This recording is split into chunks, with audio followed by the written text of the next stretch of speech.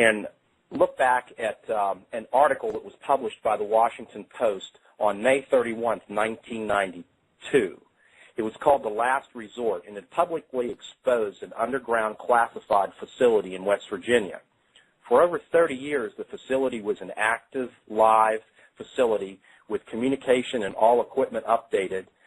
The bunker was kept in full operational status. The location of the facility remained a secret for over 3 decades. After the Washington Post announcement in 1995, the United States government ended the lease with the Greenbrier Hotel and declassified the facility. This facility now is available to the public, and the public can tour it. Denise and I were talking about this earlier today. Do you want to talk a little bit more about the Greenbrier? I've not been there yet, but I've always wanted to go. Yeah, it's within the hotel, the Greenbrier Hotel, and it's got huge, heavy doors that slide open. Nobody would have known they were there until it leaked out. The whole thing was discovered and exposed. It is open for tours. I haven't seen it yet and would love to. The question that we all have is, so what now? Where do these people go? Our government, maybe other governments, NASA, all these people that need a place to go should something happen to not only the United States but the planet Earth. And we need to restart. We need to have a place to begin again, whether it be an asteroid hitting, Third World War, whatever. And we no longer have the Greenbrier. It's completely exposed. So what do we do? And that's what we're going to talk about tonight. I think Mike's going to discuss something that we've all listened to and we are thinking about, and we'd like to have you listen in and hear what we have been thinking about. So, Mike, if you would want to take it and discuss this gentleman, Phil Schneider, tell us a little bit about him, and we'll go from there. Yeah, we wanted to start out with the Greenbrier tonight because it's a reality, and as we go forward this evening, both Mike and Denise, we're going to talk about some of these different things that are out on the internet and some of the research we've been able to uncover. We started with the Greenbrier because it's real. The construction was it started in 1958. It was built during the Eisenhower administration. It's 700 feet underground. It's underneath the Greenbrier Hotel. It was completed and opened in 1961. And the facility, I mean, it's open to the public. You can go and see it. You can go on the internet and look at it. There's hundreds of pictures of the inside of it. And it's like a little small community in there. During the Eisenhower era, it was built and provided. There were four entrances to the bunker from the actual grounds of the Greenbrier, and there was one that came up through the building. There's a 25-ton blast door on it. It's got decontamination chambers. There's dormitories designed to accommodate 1,100 people, a water plant with purification equipment, and 3 25,000-gallon water storage tanks.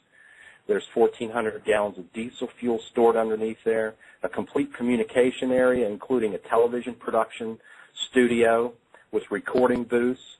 There's a clinic in there, a hospital with beds for medical and dental operating rooms, laboratories, pharmacies, intensive care units, cafeterias, and they had meeting rooms set up for the entire House and Senate of the United States. So it's real. These things are out there. The Greenbrier is only a small tip of the iceberg. Back in the mid to late 90s, a gentleman named Phil Schneider came out and started talking about some of these construction projects. So if you, Mike, if you want to we talked about that earlier today. Do you want to talk a little bit about Phil and kind of just give us a general overview of what happened, what he was all about? Certainly. And I think the significance of the intro talking about Greenbrier is that, it's important to note that when we talk about underground bases and, secret government compounds. Here we have a good example of something that's real and tangible, and it's not just a rumor. So it's important, and that that leads us to Phil Schneider. And who was Phil Schneider? And for the folks that have never heard that name, I suggest you really pay close attention to the discussion tonight as it relates to him. Because at the end of the day, when you make your own decision, whether or not you think his story is legitimate or partially legitimate or not, there's certainly no argument that this is very, very intriguing. And so here we go. Phil Schneider, he was basically a self-taught geologist and an explosives expert.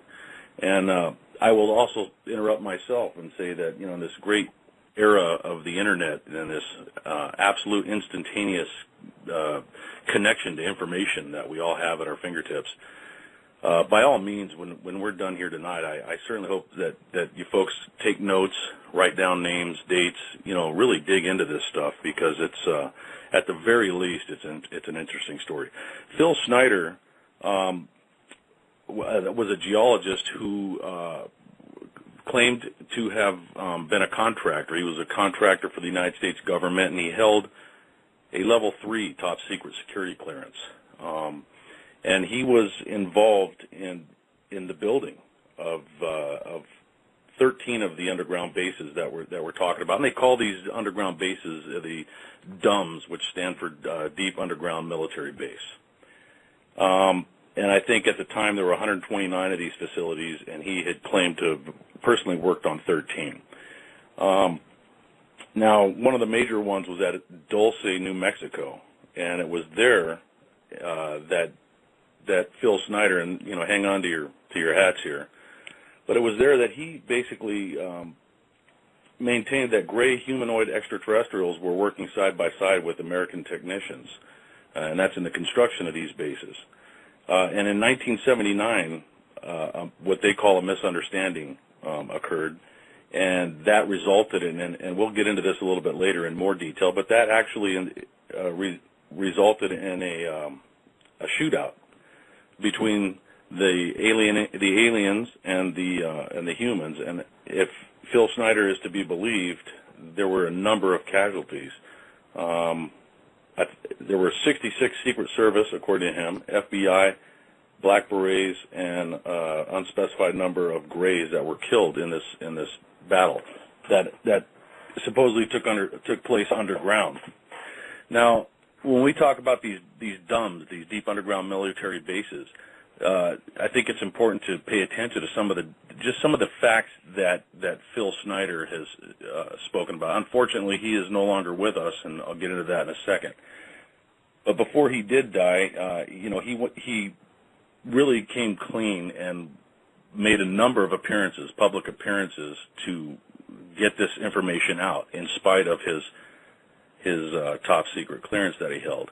And he did this as a sense of just really service to mankind, in that he formed the opinion during his tenure with as a contractor with the government, that the bases were being built for nefarious reasons, and that they certainly weren't being built to further the mankind and the comforts of mankind on Earth. So basically, he talked about 131 of these deep underground military bases, and he claimed that they were built to subvert the people, quite frankly. The government at that time, according to him, was building about 2 of these a year. And when you think about the dollars involved, the numbers he gave were $310 billion, and those are black budget dollars, which basically means that they are hidden from Congress, they're hidden from the people, and that's how the government gets things done when they want to get them done, out of sight and out of mind. That's not necessarily a bad thing, but when we talk about his beliefs on what was happening in these tunnels and what the reasons behind their construction was, it gets pretty dark. Some of the interesting things, well, let me move on here. The average size of these bases, these underground bases, were 41 4.25 cubic miles. That was the average size of them. And they were built at a depth of about 5,700 feet. Pretty substantial by any standard. The cost of these were each $17 to $31 billion each, and they employed approximately 1,800 to 10,000 people. And again, as we dig into this conversation and this subject, I invite the listeners and the hosts to think about the ramifications of having that many people involved in something so secret. We could take that in many directions. He referred to a deep underground military base in Sweden that was approximately 30 square miles. Just unbelievable when you're thinking about the depths that we're talking about. He talked about the different civilizations that were involved with basically in contact with the United States and with not only the U.S. government but governments of the world. And he claimed that there were 9 different civilizations that had been visiting Earth, throughout history. And out of that 11, he claimed that 9 were not friendly entities, were indeed bad. 2 were benevolent. And, well, let's see here. We want to talk about also what happened to Phil Schneider. Phil Schneider claimed that after he began to come clean and started to make public appearances, and correct me if I'm wrong on this, Richard, but I believe there were 13 attempts on his life up until the time that he maintained that there were. Yeah, he maintained that there were 30 different times where someone tried to kill him. He actually died in January of 1996, and the reporting indicates that he was strangled by a catheter that was wrapped around his neck. And his bizarre death was basically dismissed by the authorities at that time as a suicide. And that's been extremely controversial within the community subsequent to his death. Well, not only was that controversial, but his spouse actually claimed that after that quote-unquote suicide, that there were a number of visits from government agents that took boxes and boxes of family photographs and all kinds of documentations from his residence. I can tell you as a former law enforcement officer that just on the surface, if you look at the story of his death, I've seen an awful lot of suicides in my life, and I've seen some pretty bizarre suicides in my life. But to find a guy under these circumstances who literally, you can go on YouTube and watch this guy speak and tell you about the attempts on his life and explain why they were occurring, for him to suddenly turn up with a catheter wrapped around his neck, this is not a small guy either. This guy was a pretty formidable guy in terms of size and strength and just attitude. And it definitely doesn't pass the smell test.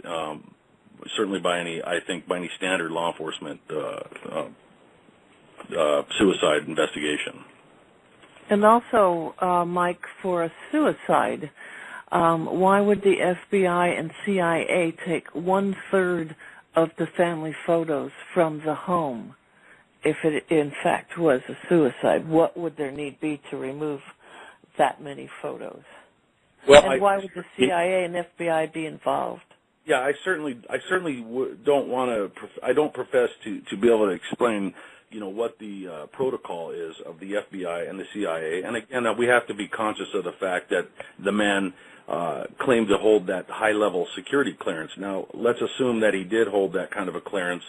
It may very well be within the protocol of the federal law enforcement to make sure that if somebody with that type of clearance is deceased, that you don't leave, classified documents laying around. So I don't necessarily know that in and of itself is something that's a bad thing, but it certainly adds to the mystery. I would also add too that when you listen to Phil Schneider's story and you really dig into it and you understand it, I think you thing, but it certainly adds to the mystery. I would also add too that when you listen to to Phil Schneider's story and you really dig into it and you understand it, I think you walk away with a sense that really one of two possibilities exist with the man. He is either a complete nutcase, pardon the term, or he's a very great and compassionate human being and brave beyond description for coming out and putting himself in harm's way to do as he claimed he was doing, which is to warn humanity and to give humanity a chance, and specifically America. He really came across in the speeches I heard him make as an extreme patriot, for whatever that's worth. But, you look at him, you look at his background, the things that you can verify. Now, he talked about this battle that occurred underground and in the incident, he was being lowered down into a shaft that they were digging, and I guess they had drilled into a different section underground, and they stumbled across these alien life forms or entities that were there, and, the battle erupted. He had described in detail I believe it was a 7-foot tall alien being that had some sort of a device on his chest, on the alien's chest, and when the alien reached up to activate that device, a beam, I believe they even referred to it as a beam weapon, was emitted, and Phil Schneider, you can see him like I said, you can see videos of him. He certainly had lost a number of digits on his hand, and that were clearly as a result of burns. There were many, many people that had substantiated claims that he had a horrendous scar on his midsection, which would be completely consistent with the stories that he told about this great battle. And at some point, he developed a pretty heavy-duty cancer that he attributed to his encounter with this being and his beam weapon. So, to say that it's not interesting. I couldn't say that. I tell you, the more you read about Phil Schneider, and the more you dig into it, the more intriguing it becomes. And I will say this too, that there is a very important message in all of what Phil Schneider was saying, because if a very small percentage of what he was saying turns out to be accurate and true, then we as humans, in my opinion, would be remiss not to try and make ourselves as aware as possible, because this is, we're all in this together, this thing called life, and this is important stuff. Yeah, that's exactly true. We need to study and research, not just stop with one case, but to continue looking. I mean, this man had samples of metal and told you exactly what it was made up of, what the consistency was, where he got it from. And Richard, did you not say that all those items that he had on display were later confiscated? Well, I think what it was is I was thinking about that when we were talking about the guys coming to his house. If you watch the videos that are on the Internet, he had made this one presentation where he had several items that he held up and described them in terms of the metallic composition, the chemical composition of the metal, if you will. And what he was alleging is that there were certain pieces of metal, and he characterized them as being currently used in the aerospace program on very high-tech aircraft, and that these metals contained elements that weren't earthly, and that the idea that he had said that, if you remember when we were in high school in chemistry and you had the chart with the elements on it, apparently there are more elements now than there were when I was in high school. Yeah, he talked 105 elements on the periodic table that we were taught, and he claimed there were actually 140 elements exactly on the new periodic table. And some of the spec, is Michael alluded, this thing is a can of worms that once you start looking in it, it's got many tentacles that go out in many different directions. A lot of the things that we were seeing on here, we're talking about. The whole consensus here is that there is a culture, a military-industrial culture, if you will, that's operating within our society on a totally different level, and that they have technology that's totally advanced of what is publicly introduced, and that some of the allegations made were that they've actually gone off planet and done mining, or that these entities have brought elements to this planet where they're making metal components for very high-tech aerospace projects that contain elements that aren't earthly. And he had some of those. He had 3 or 4 of those things that he displayed. And he held them up, and these are really light, and it's made out of titanium plus other things. And he obviously had some very controversial stuff that he was showing at some of these presentations, which my guess would be that probably disappeared with the family pictures. Yeah, it sounded like it. And then he hinted at the fact that stealth technology at the time came from the back engineering of a UFO, and he had a tube that was filled with little circular or teardrop-shaped stuff that he said when some of this craft of ours came to a stop, this stuff dripped off it and hardened into the teardrop shapes, and he was given some of it. And that's all disappeared. And he said it was. Go ahead. Another thing that I noticed about him, and I paid very close attention to this guy. Like I do anytime I'm watching somebody talk and I'm trying to judge their credibility. And I can say, Richard, you and I talked about it a little bit tonight. When you watch the videos of him speak, there are certain subtleties that lend themselves to Phil Schneider's credibility with respect to what he claims. I think it doesn't take long to understand that the man was certainly a geologist. I don't have to have a medical background to know that if a person claims to be a doctor, within a few minutes I'm going to know just by his vernacular and the choice of words and the way he talks. I'm going to know whether or not this guy is telling the truth. And in a subject like this, I can tell you that being former military, one of the funny things that not too funny actually in terms of stolen valor, but you run into a lot of folks that during the Vietnam War, everybody was a Green Beret. Almost 99% of the folks you talk to was. I had a joke that I used to say about, if everybody in Vietnam was a Green Beret, who was cooking the food? So there were a lot of folks that were wannabe Green Berets. And in this topic and in this field of study, you certainly, on the internet, you have to swim through a sea of people that are being less than honest, being disingenuous, telling partial truths. Some may be spreading disinformation, but you tend to, if you're a good listener and you're a good observer, you tend to get a good feel for who you're listening to. And most of us can size up somebody, even if it's on a topic that maybe we're not familiar with. And this gentleman, Phil Schneider, comes across, in my opinion, somebody who has listened to an awful lot of people lie to me.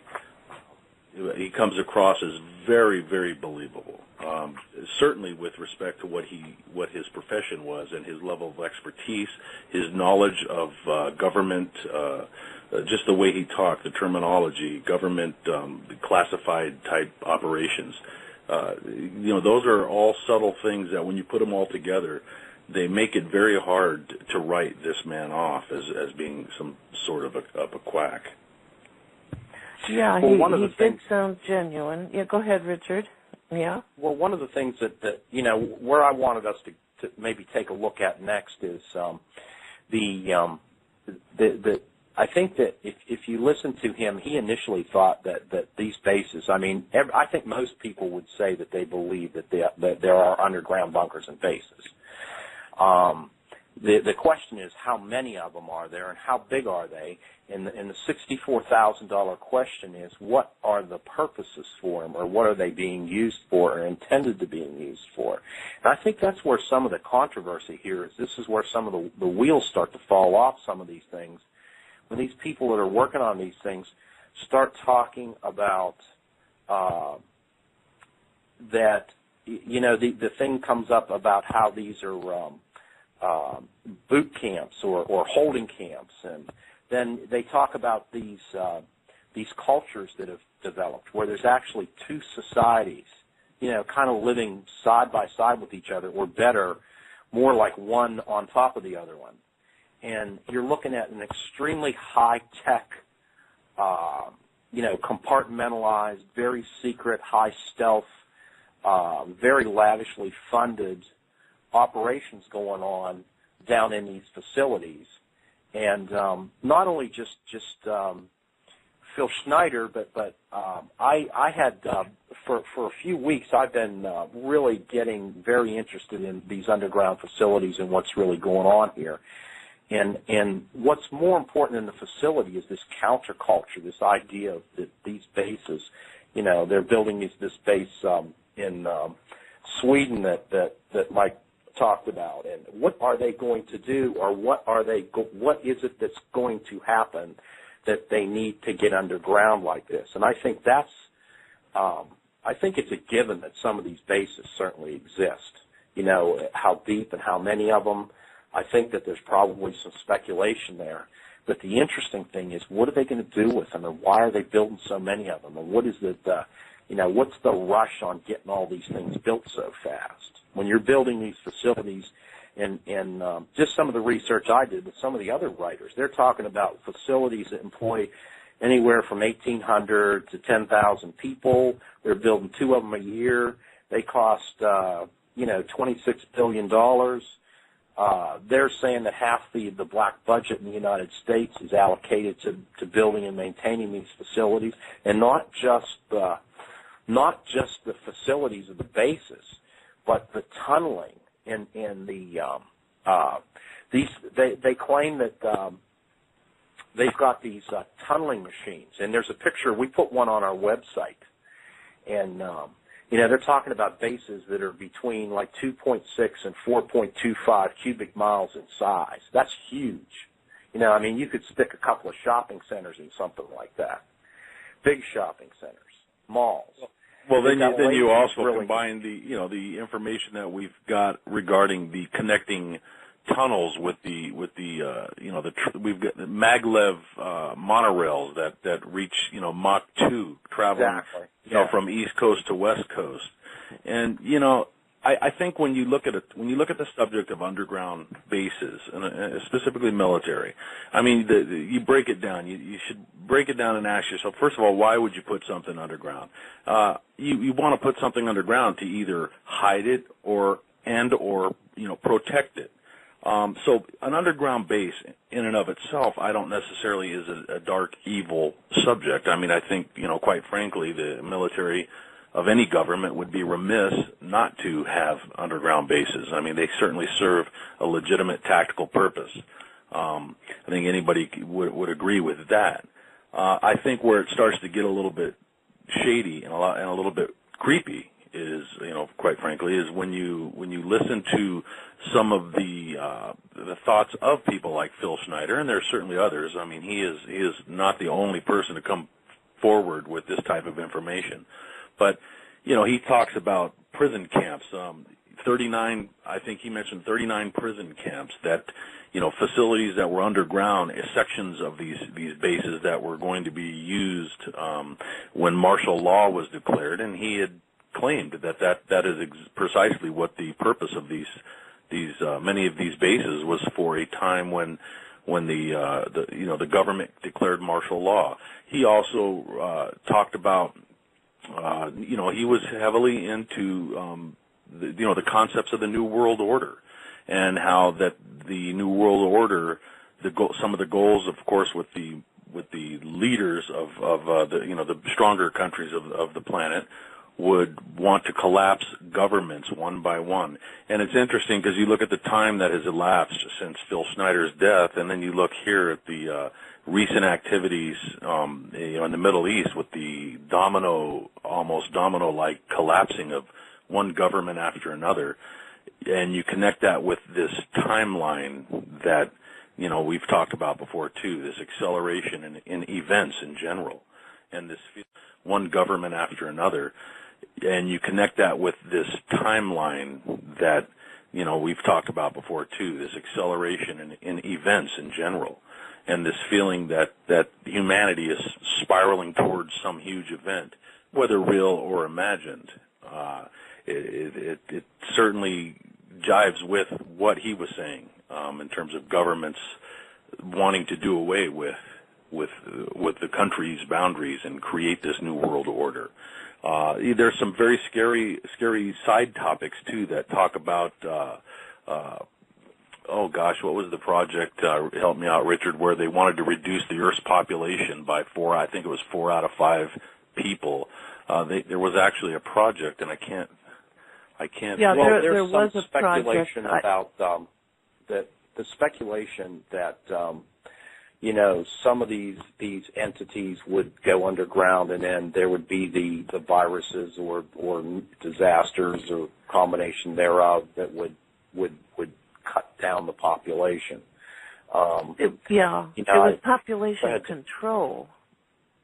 Well, it's population control. It's also, and again, when you talk about the darker side of the subject of underground bases, we can't forget the alleged 1954 treaty that was the Grenada Treaty, wherein the U.S.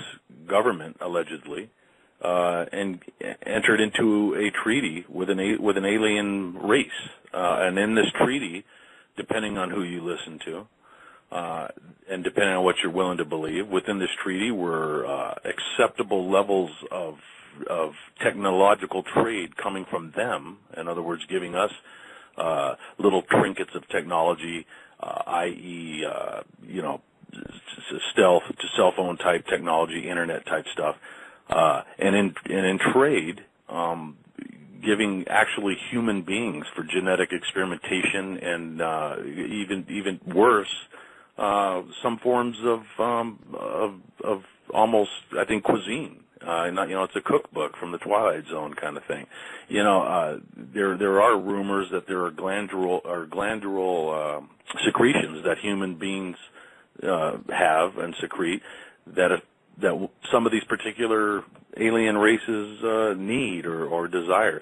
So it gets pretty, like I said, it gets very creepy, and there's almost no end to the directions you can go. But those are certainly subjects that bear looking into. I mean, if it turned out, I guess what the listener should consider is the ramifications. What would the personal ramifications be if it was ever proven that our government or any government on this planet had actually entered into a treaty, a signed treaty with an alien race, and if it turns out that later that treaty has a direct link with the hundreds of thousands of missing human beings throughout the world. I mean, we're talking about Europe and in South America, and certainly the United States, but in some of the more third world countries, I mean, the numbers of people that turn up missing each year are phenomenal.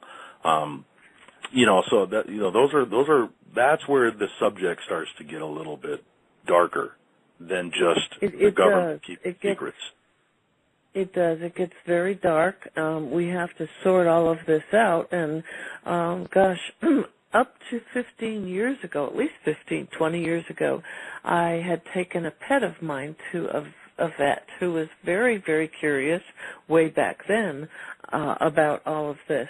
And we were discussing various illnesses and viruses in particular, and he studied them and researched. And he said to me at the time, he said, there are no new viruses. There will not be any new viruses. What we have is an altered state of viruses that our scientists create themselves. We are doing this, and we are going to do it, whether it's a diversionary tactic for one reason or another. What the purpose is, we don't know, but I guarantee you that a new illness or virus will not just show up out of nowhere. So anything that has happened, whether it be the AIDS virus, whether it be a new type of flu, they didn't just happen. They were created in our laboratories. Now, that's a doctor of veterinary medicine that had studied and researched and had continued to do so 20 years ago and told me that. And I forgot what brought that on, something I was talking about, and said, oh, there are these new things coming up. And he said, no, there are no new anything. It's not possible. Explained it to me at the time. So that's something else to think about. Yeah, that's freaky. The options, some of the viruses that have come out, the AIDS virus and the avian flu virus, that they claim are manufactured, that they're not they didn't naturally evolve. I was just wanting to hit on something that Michael was talking about too, is the crime in all this is, initially we're saying, okay, they're building bases, and I think everybody realizes that we've got some bases. When we were growing up, we knew that the Strategic Air Command was underground in a base on the side of a mountain. So there's nothing really new and mysterious about the concept. It's just that, as this information starts coming out, that there's just so many of these things. They're all connected. It's not just the bases, but it's all the technology that's involved in this, which has an incredible era of unfairness about it. And what I mean by that is, when they talk about these bases, they've got these drilling machines that'll go through the ground, and they use nuclear reactors to generate heat. And when they, I did some research about this, and there's a couple pictures of them on our website. And these things have been developed and patented, and they can go through the ground and bore between a 30 and a 40-foot hole in the ground. And the grindings from the drilling basically are melted. The rock is melted and positioned around the walls of the tunnel, and it makes like a glass-like lining to the inside of the tunnel. And these machines can go through the ground, through rock, drill it out, melt it, and then mold it on the sides of these tunnels. And they're talking that they've got machines that can go 7 to 12 miles a day underground, completely building a 40-foot diameter tunnel with no debris. Because that would be the thing that you'd look at. If you're going through the ground like that and you're digging these vast tunnels all over the place, you'd have piles of dirt and debris somewhere to deal with it. It would show up somewhere. And it doesn't, because that's apparently how these machines work, is they make these holes through these tunnels through the ground, and when you're done, you've got this perfectly glass-lined, tunnel. And then the technology, the machines that run through them, they're talking about trains that run at Mach 2 going through these tunnels. Transportation that you could go from Washington, D.C., to San Francisco in an hour and something. So that's I think where you got to start wondering what's going on with all this technology. Throughout all this research I've done, that's the thing that keeps popping up, is the technology, all this incredibly advanced, super advanced technology that's years ahead of the public. How the military and these military contractors have this technology that's 40, 100 years ahead of what we have on the ground here. We think, oh, we're really cool. We've got our Android phones and our, the microchips in the computers, and these guys are like, well, that was just like when, we went to Africa and we're given the natives glass beads and stuff, and that's what they're doing. They're throwing us a little bit of a bone every once in a while, but they're taking that money and they're using it to develop technology that could be used for a lot of things on this planet to help a lot of people out, and it's being very stingily used and selfishly used in a way to perpetrate these little cultures. And what I think that's the underlying thing that these guys are upset about, is it's not that it's impossible, but why are they doing it? What's going on with this technology? Why are they doing this, and where are they going with it? Well, that's the uncomfortable connection, Richard. You hit the nail on the head, connecting the subject with some of the, I will tell you, I've spent most of my life avoiding anything that even looked like a conspiracy theory. I have a military background, law enforcement background, pretty cut and dry. Want to be a good citizen, want to trust my government. have never been comfortable thinking that there could be dark forces that are aligned against our very people, coming from our any form of leadership, whether it's covert or in plain view. That being said, I'm not a young kid anymore, and when you start to look at these things, and you talk about the unfairness is a very good word for it, and I think it even can go a little bit deeper than that, so to speak, in that, if let's assume Phil Schneider was right in terms of the purposes, the purposes that he uncovered, and that made him come public at his own peril. If there's any truth whatsoever to that, it would make absolute sense for a governing body, a government of any country, to keep the people who were ultimately, you wanted to thin out the herd anyways. You want to keep them busy and occupied, and you release a trinket here, a piece of technology there. And if you look at the state of society, of advanced society today, we all carry around our Android phones, and we all, are happy with our laptops and computers in each room, and our huge TVs and LCD this and LED that. And I'm one of them. I mean, I've got probably every trinket known to mankind. But if you keep a population, sitting at the desk giggling and smiling at their new bright lights and not paying attention, and then for those that aren't interested, you can have a couple of wars going on simultaneously, and you can have all kinds of threats of disease and outbreaks, and pretty soon you've got the ants that are not in the ant farm running around focusing on the wrong things. And that is the scary part, because when you talk about withheld technology, not only for convenience in terms of travel, but, we've all read and heard about, water-based engines, non-fuel burning type engines, things that would put our dependence on fossil fuels and coal-burning energy, just completely eradicate that. When we start to hear about those types of technology being secreted in some dark underground base because we are not, we're not capable of handling it, or there's reasons to keep that from us, man, that goes beyond being selfish. It really is evil, and I'll be the first guy in line, to be on my knees crying of a broken heart if it ever turns out that I could substantiate the fact that the very government that I have served proudly would even consider conspiring against its own people. That is the darkest scenario I can imagine. Well, I mean, think of it. I was thinking about this a lot in the research that I had done for this, and we all did. I mean, I looked at a dozen sources. Phil was one of the last ones that I actually stumbled on. But, when they're talking about these, if you think about it from this perspective, right now we're in a country, there's a global economy that's just in terrible shape, and I've grown up.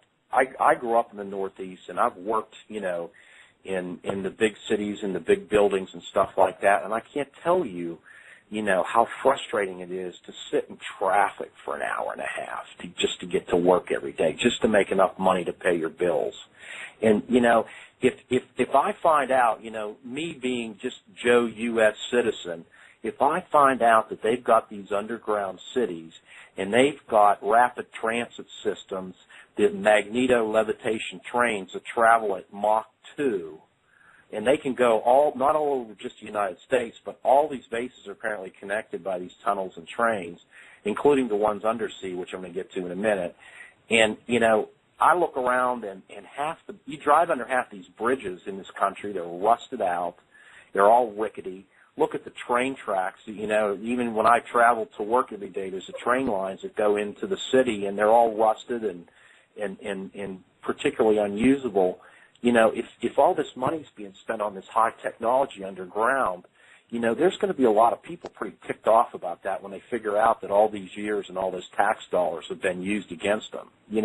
That's when it's going to get bad, when people find out. People find out this is really going on.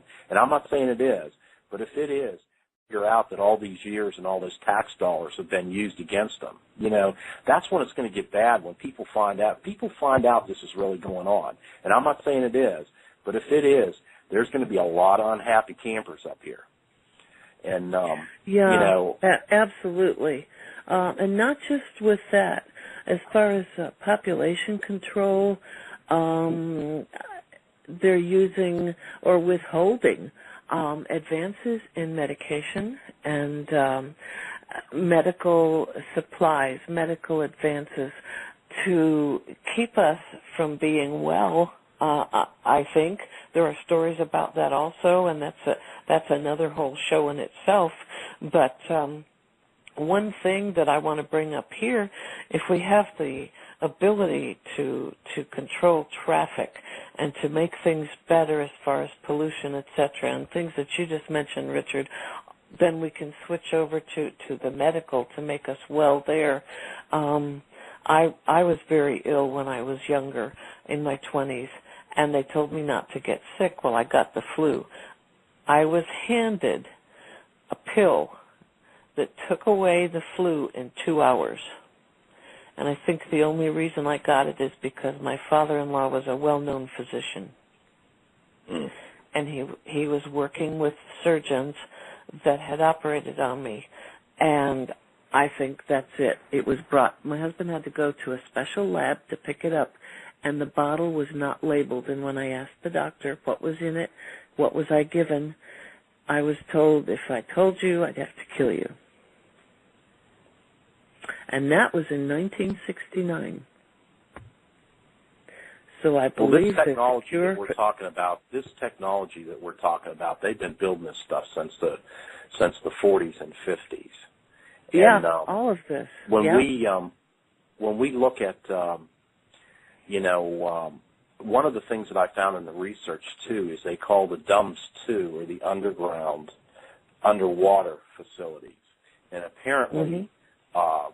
That is just as well developed as the ones on the ground. And again, they talk about the moonless mountains, where these mountain ranges well under the sea, that they've been able to tunnel into them and build bases in there. And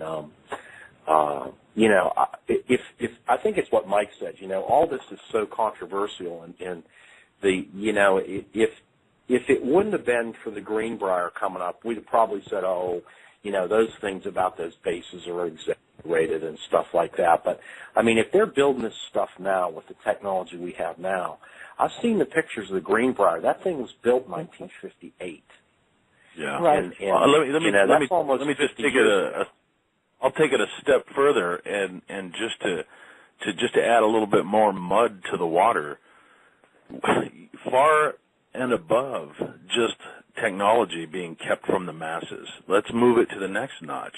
If this technology is alien in its origin, and it was acquired by way of a contract, a treaty, or what have you, with an alien race, there is so much more information that goes beyond just comfort and travel and gadgets and efficient machines. What else do these alien races know about the origins of mankind, the origins of themselves? What sorts of things could come up? What sorts of information has been transpired and between the races that would rock the foundations of all of us in terms of what we have grown up believing? And I don't mean just we as Americans. I'm talking about we as humans, with all of the cultures and all of the various beliefs, be they religious or otherwise. There's certainly you have to draw the connection between a race of extraterrestrials that was capable of coming to another planet, Earth, and handing over new technology. Those folks have to possess more than just faster cars and better burning gasoline, if you catch my drift. In other words, these people may hold answers to secrets and answers to questions that mankind has been pontificating since we stopped carrying, stone spears. And what ramifications would that knowledge have on us? And why is that? If this is to be believed, why is it that that's being kept from us? I mean, I would forego the gift of technology for just a couple of answers to some well thought out questions. Well, I think that's the whole, in not just related to this particular segment, the research, but the whole concept of ufology. And let me try to explain what I'm saying is, I started out, I learned how to fly 30-some years ago, and I got interested in this phenomenon probably before that. And it was pretty obvious to me early on that this stuff is probably real, and that why would the government go to such extremes to keep the UFO thing secret? Well, then, as I explore it and research it, when you start to look at the concepts like Corso outlined in his book, and he's talking about the technology and how it was cultivated, and how these companies were introduced to certain types of technology, crashes in Roswell and Aztec and some of the other places, that they were basically presented with deals, and it was like, you can develop this, you can do the research, you do the research and development on it, you can use the patent rights for it, you can make all the money you want on it as long as you keep the technology for military industrial applications. And, then later, of course, it came out and, some guy totally tried to debunk Corso's book. And, at the time, I came up in the financial world and I'm looking at the companies that he's talking about in his book, where they gave this, like Bell Laboratories got fiber optics, and DuPont got Kelvar, and IBM got the microchips and Texas Instruments, and, you look at all these companies from back in 1949 and 1950s, and all of a sudden they're the big bad, ass-kicking blue chip stock companies of the world. You know what I mean? They're the big Dow companies. You know what I mean? And so it's always been about money, and I think it's still about money.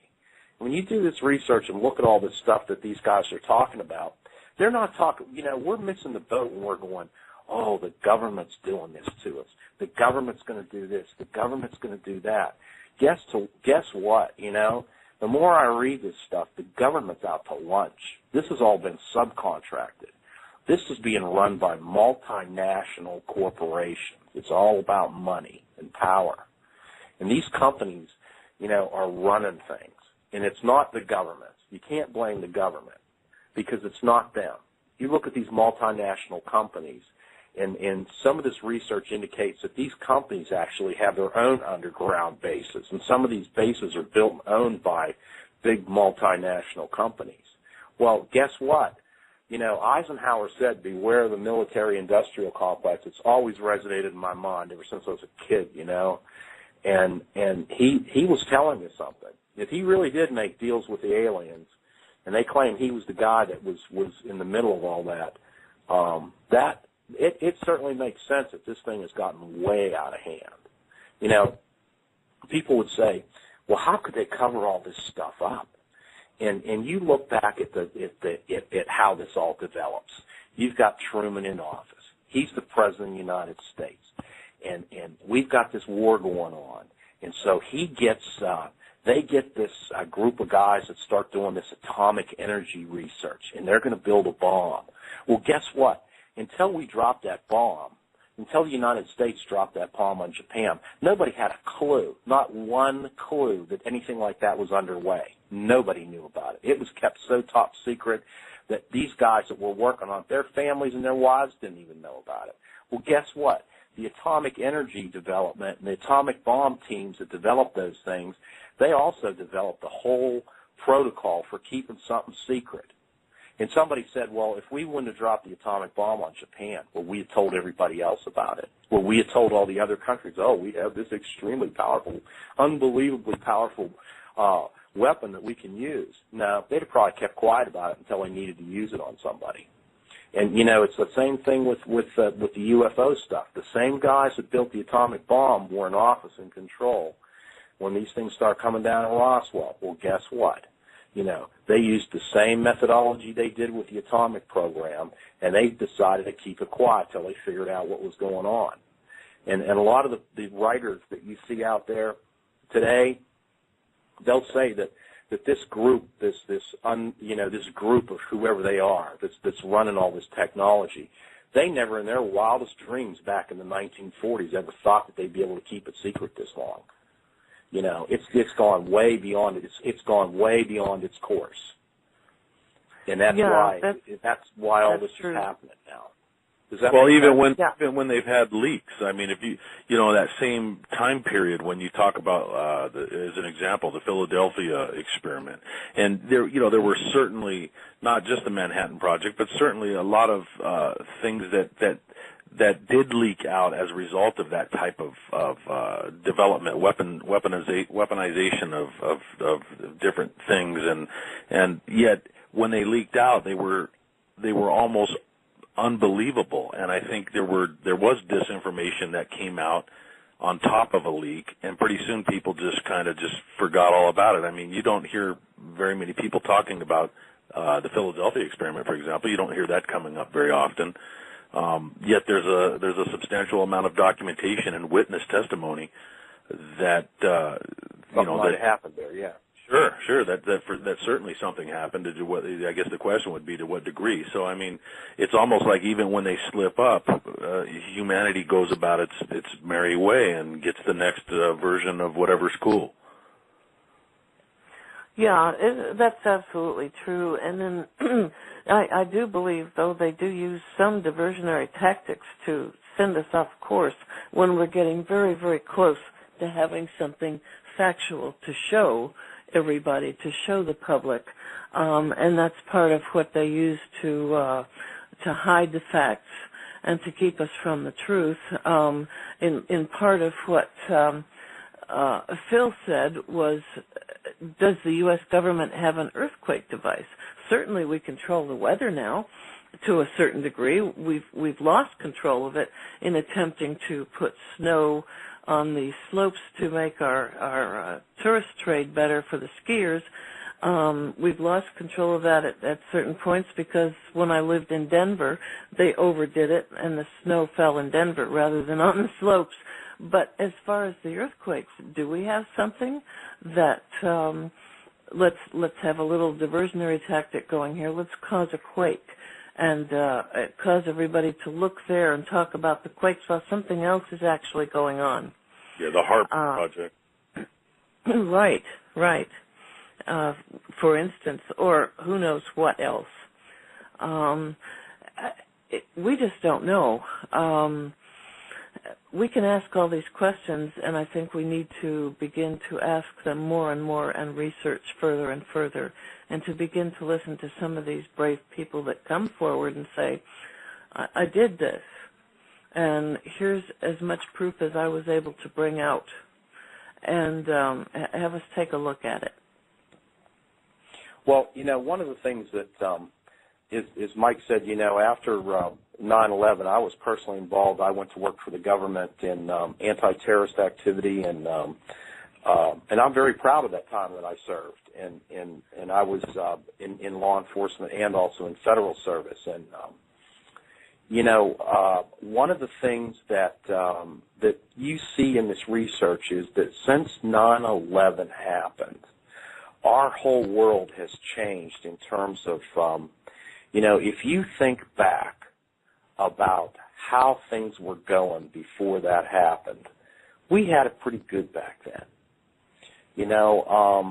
The Clinton administration just ended, the new Bush term started, and in spite of what, and I'm not going political here at all, but the economy was really pretty good. People were doing all right. Everybody, there were jobs and everything was going good. And then this thing happens, the 9/11 thing happens, it just totally blows everybody away. Well, after 9/11 happened, a lot of things changed in our world. Our whole concept of security changed in the way that, I remember when the Patriot Act came out. And, then they had revised it, and Patriot Act 2 was enacted.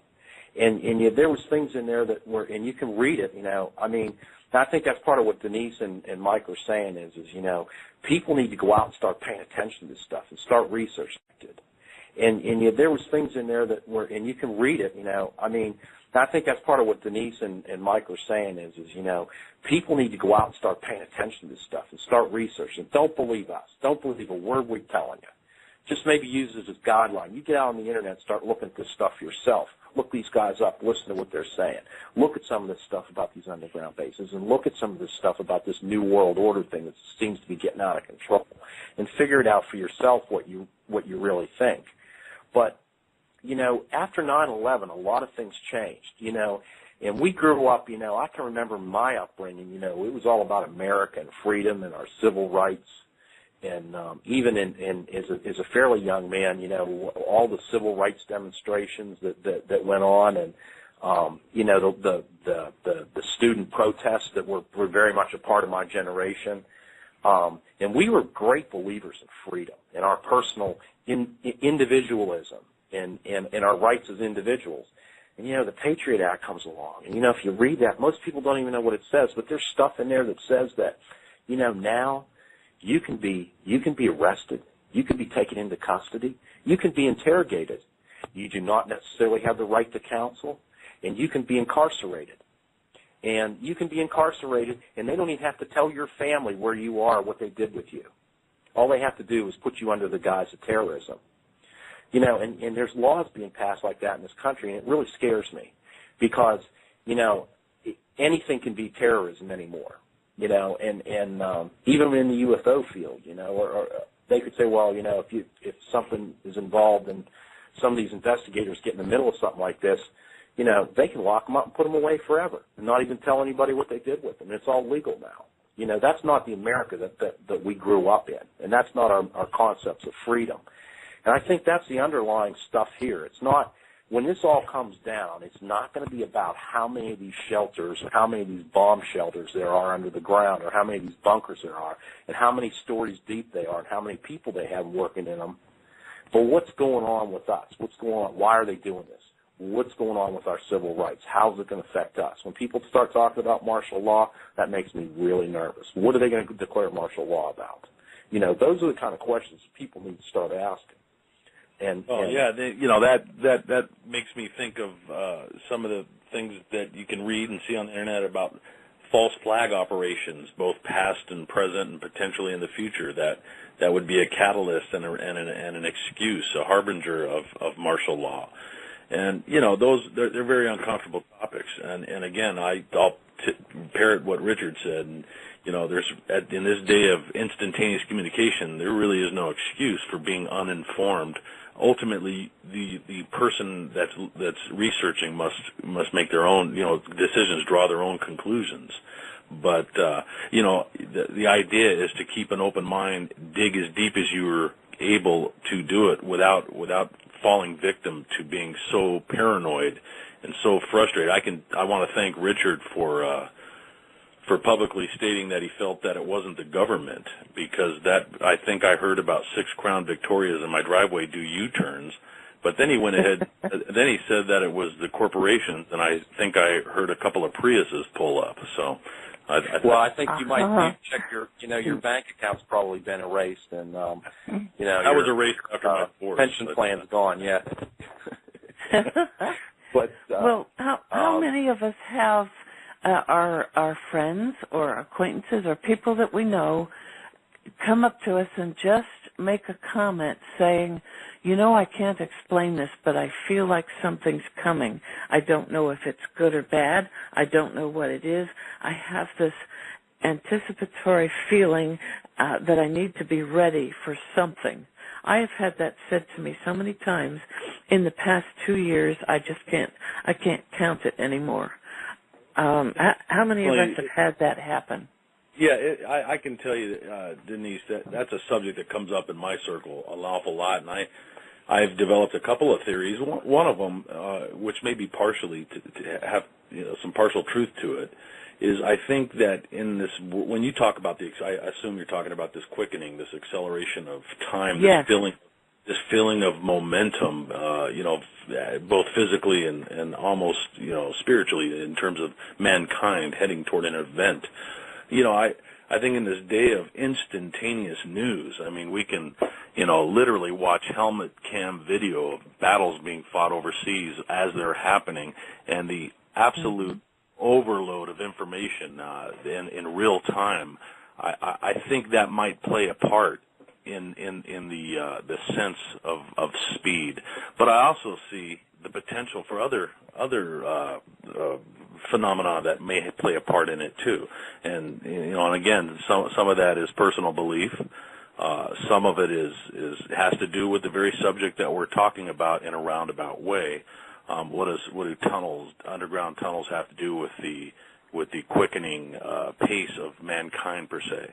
Well, I think when you look at the potential agendas behind the subjects that we're talking about, you can start to correlate and put together connections between, who we are as people, where we are in this particular time frame in the universe, and the connection with any other extraterrestrials and their time in the universe, how advanced they are, their interaction with us, the motives or agenda, good, bad, or otherwise, all of it coming to a crescendo.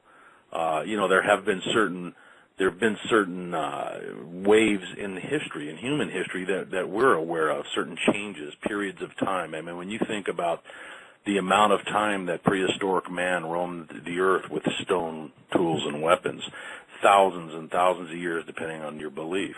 And then you look at the last 200 years in terms of technology and the exponential increase in the Industrial Revolution, all the way up to the space shuttle and the Aurora, cell phones, videos. When you look at all of that, there's all the way back to the days of Christ. I mean, that was a spiritual shift in consciousness, in universal consciousness, or at least on the planet, because the belief system changed. And then beyond that, we became very technological, which is where we're at now. And belief systems change. People tend to be sliding away from the religious, in large part, not everybody, but there is a noticeable shift as people become materialistic, and people start to lose the feeling of oneness with their fellow human. And so all of that, I think, are steps in this staircase to the future, whatever that is. And I think the higher up the staircase we go, the quicker we ascend. Yeah, that's very, very true. Michael, I think that's really a lot about what this is all about. Is you've got, I think you've got going back to the two sides in this, is you've got this one society or one group that's living, I think, on top of each other or side by side with each other. And what you have is you have one of these two societies that obviously has this incredibly advanced technology that they're not sharing with humanity in general. And there's a lot of things that could be resolved with that technology in terms of health care and, human living conditions and things like that. But the other side of it is you've got the rest of us, the ones that are I was listening to one of the researchers. I'm going to try to get a couple of these guys on the show. I really don't want to throw their names around until I talk to them. But the one guy refers to them as sheeple, is sheep people, sheeple. And basically the masses are just sitting here being led around with a big hook in their nose, and they're putting up with this. But something's happening, because now the masses are starting to push back. And I think where does that, I can tell you, Richard, where that phrase comes from, sheeple. I don't mean to cut you off, but sheeple is an important term for those that have not heard it, because when you picture, and please don't lose your thought there, I didn't mean to cut you off, but if you picture a herd of sheep with their heads down in the dew-covered clover, life is good, the sun is shining on their backs, they're eating clover, everything's very, very good. Well, they don't tend to notice what's going on around them. They, for all they know, there's a slaughterhouse being constructed on the other side of the fence. And what Richard's referring to is that one by one, the sheep, or or the sheeple begin to lift their heads, and maybe one of them looks up and says, "Hey, I wonder what they're building over there." You can see the connection between the tunnels and my fictitious slaughterhouse. He has to convince the other sheep. Now, when he starts talking, a lot of the sheep are going to say, "You know what? It's too much. I don't want to think about it because it's uncomfortable. I'm going to keep my head down here in this dew-covered clover, and I'm just going to be happy, and I'm going to enjoy the sun." And that's a choice. It's a personal choice for that particular sheep or those sheep. But certainly, a large number of sheep are lifting their heads and looking toward that construction project on the other side of the fence and going, "Things aren't looking good. What are our options?" Well, where I was going with that is exactly that, and that's a great analogy. I look at it as an elevation in human consciousness, and what you said, something's going on, something's happening out there that's making people, their consciousness is going. This is all going to end up being about human consciousness, and our consciousness is going up to the next level. And what's going to happen, and a lot of that came in the idea of disclosure and how that would all affect everything. But people, when disclosure happens, it's going to open up a lot of doors on some very dark places. And what people are going to do is they're going to look around and say, "Wait a second, well, they've been lying to us about a whole bunch of stuff. What else is it they didn't tell us?" And the next thing you know, all these dirty little dark secrets are going to come out, and people aren't going to be happy, and they're not going to take it easily. There could be. I personally think there's some kind of a convergence here, and the Mayans predicted by 2012, and I don't know what the metaphysical causes are, but I think that most of us can see that there's some kind of a raising of human consciousness. People are looking around, and it's not only looking at the slaughterhouse down the street or the underground base, which is something that, that's a very good analogy because the sheep are sitting there and they're eating the grass, and just like all of our, Americans, there's probably more I'm watching the football game than listening to our show right now. They'll listen to it later on the link, but hey, it's good. I got we got a case of beer in the refrigerator. The game's on tonight. Life is good, and most Americans are sitting around thinking like that, But there's a lot of us that are starting to look around and go, all those people over in Africa, there's so many of them don't have clean water to drink, and they don't have food to feed their kids. And, there's 500,000 kids over there died last year from starvation. And all of a sudden, people on this side of the world are starting to become cognizant of that. And I think that's part of how it starts, If we've got the money to build all these underground bases and submarine bases and, high-speed transit systems and spend $2.5 trillion a year on this, how come we're not using some of that to feed these people? And that's where the rubber's gonna meet the road on this thing. Let me throw this out there because I think you're absolutely right. And I'm gonna challenge every listener out there tonight to clearly you're one of the sheep who has lifted your head. And I think that I challenge everyone to go ahead and send the link from tonight's show. And this is not simply to promote the show. I think it's an important discussion. And this can be your step and your part in waking up the sheep next to you.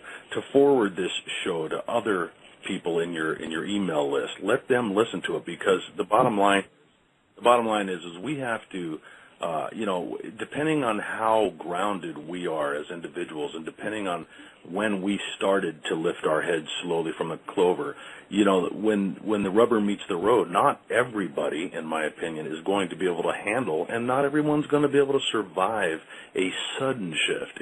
If we reach a crescendo and it's 1,000 times bigger in whichever direction you want to take it than it is right now, whether it's 2012 or 2020, at that point, people have the ones that will fare the best regardless of the circumstances, are going to be those who have considered options, considered the different scenarios, came up with game plans. You know, knowledge is power. That's an old saying, but it certainly rings true. And it's extraordinarily important that we stay informed, we stay in control of our emotions, we don't freak out and start, digging a bomb shelter of our own, but that we, the more of us that lift our heads up in the flock, the more powerful we are and the more influential we are. Digging a bomb shelter of our own, but that we, the more of us that lift our heads up in the flock, the more powerful we are and the more influential we are. And I don't mean that by way of, in terms of revolution by any stretch, but revolution isn't always a violent thing.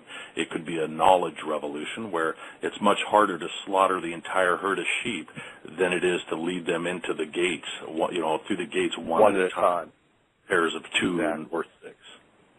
Yeah, that's very true. And we don't even know, although some of us might have an idea of who gets chosen to go underground to those safe bases. We know our governments. We know some of the scientists. We have some ideas. But what about the rest that might be needed? Denise, that's so funny that you mentioned that. Richard, you might remember I brought that up to you a while back, and unfortunately I'm not going to be able to back this up with any references, but it's certainly worth looking into. Somewhere in my vast quest for the truth, I stumbled across some articles and some internet pages that dealt with that very subject, Denise, and it's very scary when you think about it. It basically outlined a plan where there were certain groups of citizens that had possessed certain skills, carpentry skills, all the way up to and including musicians and the arts, the entertaining arts, doctors of medicine, psychologists, all of the different trade crafts that you would need to start a society or to maintain a society, and that these people had some form of ID card, some sort of thing where they would have in those days that I read about this, they would get a page, they would receive a certain number on their pager, which would mean they'd show up at a certain shuttle point and be shuttled to. I think the base I was reading about in those days was Mount Weather in Virginia, which I believe is also an underground base that was outed by way of a plane crash on the property many years ago. But that these people had a protocol, and there were selected groups of everyday average citizens who passed a certain criteria, whether it was physical strength, some sort of vocation. But that has got that creepy factor on that one is just pegged as far as I'm concerned. That's a Twilight Zone. Oh, yeah. I can promise you that the poor, the handicapped, the underprivileged, the free-thinking individuals, none of those are going to be in there. That's right. It's all going to be about the affluent and the pretty people and the rich and their children. And that sounds very familiar, doesn't it, when you think in terms of blonde hair, blue eyes, and, that's a story. Absolutely. And therefore, who would want to go there? Well, boy, I'll tell you, I'd give you a round of applause. That statement right there is probably the most important. I'm with you 100% on that. Hey, guys, I was thinking we'd take a quick break. We'll be back in a couple of minutes. Tonight you've got Denise, Michael, and Richard. We're talking about underground bases and all the implications associated with that. We'll be back in about 3 minutes. Hello, this is Richard Lang, producer of Arira Radio and agency director of Arira, which is the Aerospace Research Investigation Reporting Agency. Wanted to take just a few moments to serve up some general information about Arira Radio and how the Arira project started and evolved. The concept of Arira developed when a group of people got together, wanted to start an organization with a completely non-political agenda, and get some of the best researchers, the most highly trained investigators, and some of the most experienced scientific people to write reports and publish information about UFO cases and about anomalous phenomena related to unidentified aerial phenomena. As ORIRA developed, we realized that we could reach a much broader spectrum of individuals by using internet radio, and so we began to explore that and ultimately founded ORIRA Radio UFO Live FM. It wasn't so long ago, in 1999, when I did my first investigations, we literally typed them up on paper. The photographs were sent to the local drugstore to be developed, and then everything was put in manila envelopes and mailed off to headquarters. In such a short time, in the passing of only about a decade, information now travels at the speed of light across the internet. People are communicating more with social networks. We see the impact of that all over the world. The same kind of changes that are occurring in the geopolitical arena are also occurring in ufology. With information traveling faster, more people being able to communicate with each other all over the world, language is no longer a barrier because of the translation modes in email, and the photographs that are coming in are just astounding now, because half the population is walking around with Android phones that have high-resolution video cameras in them. So with all that said, we believe that we're kind of at a tipping point where human consciousness is going to the next level, and many of us at ORIRA think that we're really going to be a big part of that. So stay tuned with us. We're going to bring our guests on and share as much information as we can. We're going to do it honestly and fairly and hope it will enrich your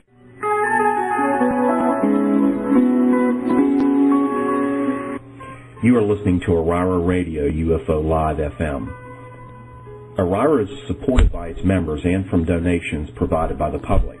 If you would like to support ORIRA Radio, go to www.arira.org and click the donate button. Your contributions will help make future shows possible. Thank you.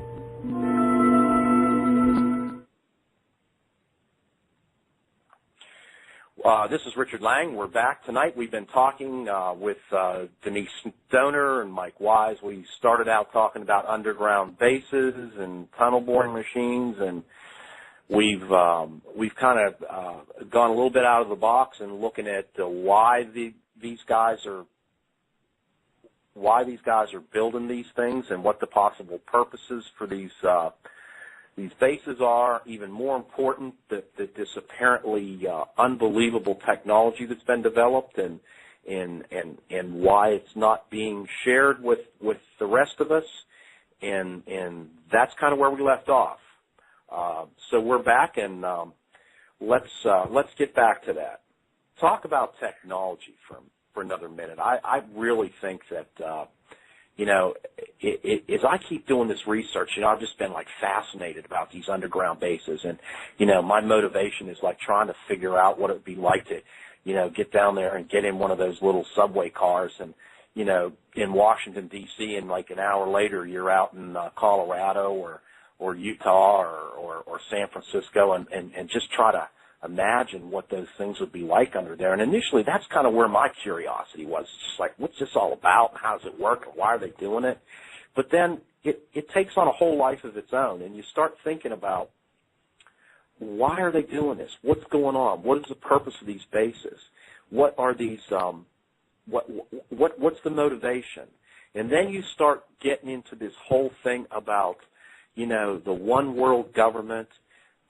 And all the kind of quasi-conspiracy stuff that's coming up about that, and what's going on, and catastrophes, and then it almost evolves to a level where we're looking at consciousness.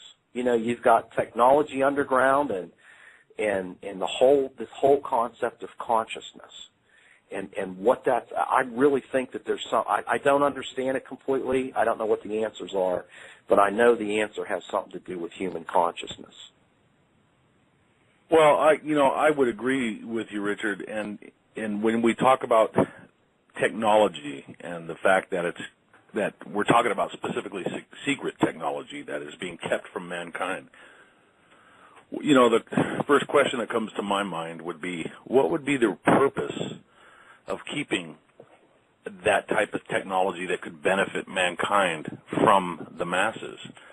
But then when you go back in our history, in our human history, with the advent of religion in general, and I certainly don't mean to speak out against or imply that I'm speaking out against anybody's personal belief system.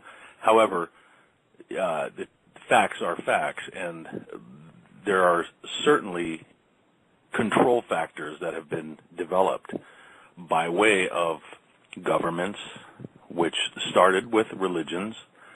And, I think probably one of the biggest,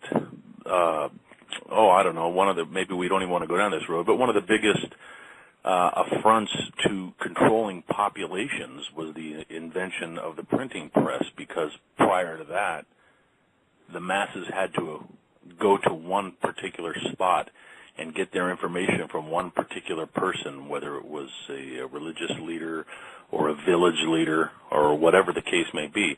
And on that note, there's, for example, there's an expert that claims, with respect to the secrets kept by the Vatican, comes to mind. There's an expert that claims there are 24 miles of shelves that throughout the Vatican itself that are basically material that has been kept from the masses. So when we think about what would be the reasoning behind that, that's almost the same as keeping technology from the masses, because it's information.